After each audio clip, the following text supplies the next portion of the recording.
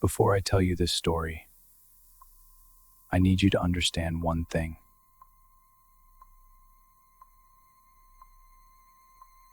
I am not the kind of person who believes in ghosts. I'm an engineer. I deal in facts. What happened to me in that apartment changed something in me. Something that hasn't come back. It was October when I moved in. Apartment 4B on Harlow Street, third floor, end of the hallway. My realtor said the previous tenant had left suddenly, left most of their stuff behind. Furniture, dishes, even clothes still in the closet. She said it wasn't unusual.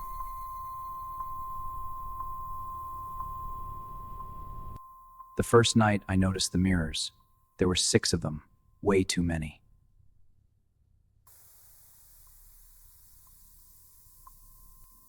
One in every room, even the inside of the front door.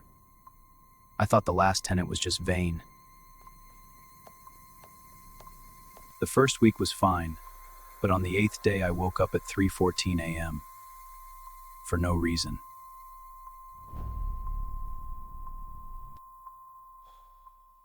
I lay there completely alert, like something had pulled me up from sleep.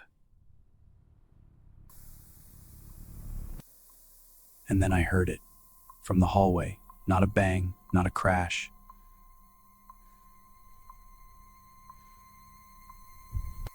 In the hallway mirror, I saw my reflection, except it was half a second behind me. I grabbed my phone, checked the lock, still bolted from the inside.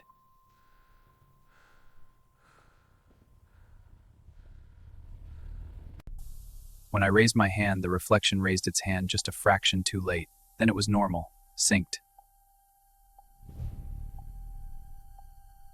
By week 2, I had a pattern. Every night at 3:14 a.m., exactly, I would wake up. I started writing it down.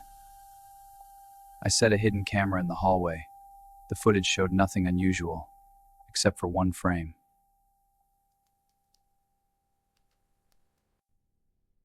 In every mirror, a figure, tall, facing the camera, not in the hallway, only in the reflections.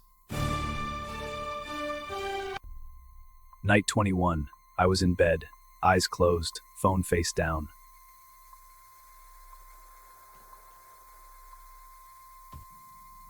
And then a mind made me.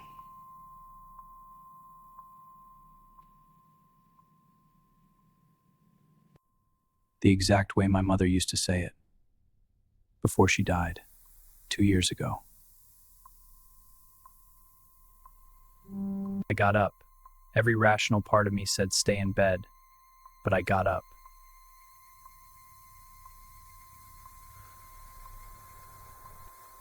I said it out loud, into the dark. Mom?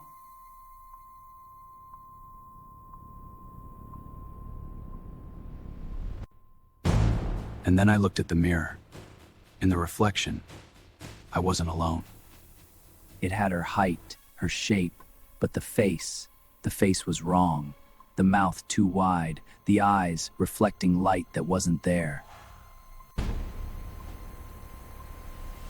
I spun around. Nothing. The hallway was empty.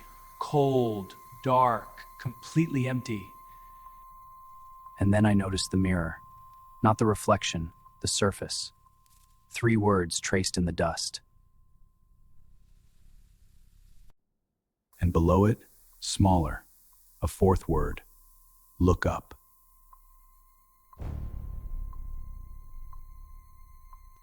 I looked up, a 7th mirror, on the ceiling. I had never seen it.